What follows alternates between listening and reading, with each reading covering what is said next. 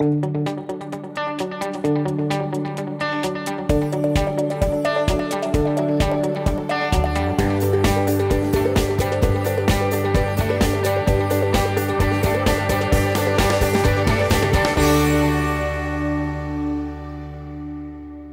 reason I picked Austin to move to for my first business was the ratio of the demand for books to the cost of opening and operating a bookstore, because it had to be either here or Madison, Wisconsin, or the Research Triangle in North Carolina. And this was the biggest city, the fastest growing, and had the weakest competition.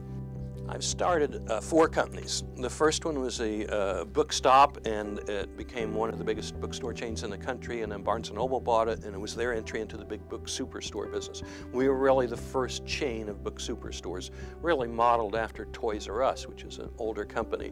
Hoover's, I am in love with business and business information, and that fit, because I only do things that I'm really passionate about. And that one, I got into it and realized I wasn't the right guy to lead it, or an old friend of mine, he had a better vision for it, and he turned it into a big success. So I kind of sat in the, rode shotgun and learned from him. And then the third one, Travel Fest, which I thought would make me wealthy, although that's not my primary goal in all these. I do things that are interesting, I think, benefit society. The airline stopped paying commissions on airline tickets, and we couldn't get to profitability. It just crashed our profitability, crashed our ability to raise capital. And then the fourth one, going to be the first chain of for-profit museums, I still think is my best idea. I got half the money raised. I hit the recession of '08 and couldn't raise the rest of the money. You know, my only conclusion from all that is you can't know how they're going to turn out. All you can do is find something you love, where you think there's an opportunity, a real human need for what you're doing, and throw yourself at it. The key is building something of value, building an enterprise that's of value to people, first and foremost the customers. And if you do that, it can also be very valuable to the employees and to the stockholders and to their suppliers. They're among the people who do the best from a successful organization. I do believe no matter how much time you devote to it, do your homework, understand it, look at all the potential competitors and good things and bad things, learn from them, things you're going to copy, things you aren't. Parallels, you're always looking for business models that, well, they're doing in their industry what I want to do in this industry. And just the more you know, the more potent you're going to be, and your higher odds of the success of your idea.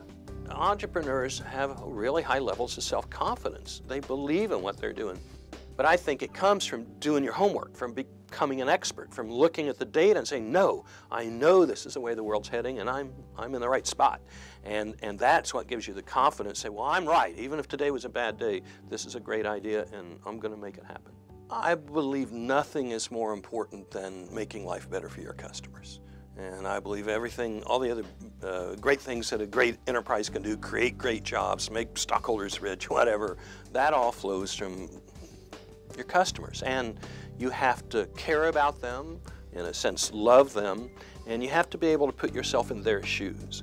And once you do that, there is no detail that doesn't matter.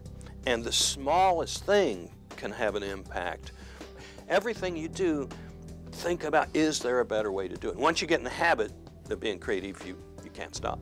I just think this town is still in the early stages of what it can be. And whenever I say Austin, I mean the entire metropolitan area, because for me the most exciting parts of Austin are San Marcos, and Georgetown. You know, what's going to happen to Marble Falls and Fredericksburg? Some of those people aren't going to like hearing this, but those are all going to double and triple in size over the longer pull and still be really wonderful towns. So I really couldn't be more enthusiastic about Austin and its future.